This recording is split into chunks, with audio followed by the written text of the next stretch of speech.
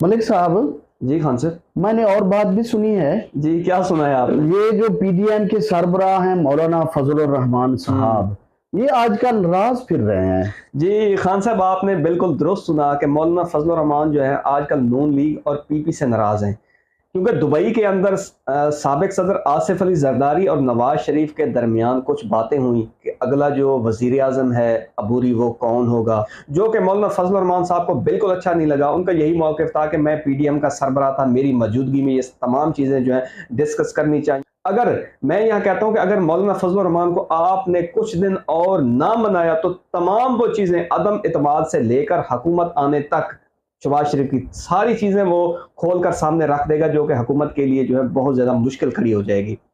इसलिए मौलाना फजल रहमान को जल्दी से मनाएं अगर आपने अपना फ्यूचर बेहतर करना है, वरना मौलाना फजल रहमान के पास बहुत सारी चीज़ें हैं बताने के लिए जो आपको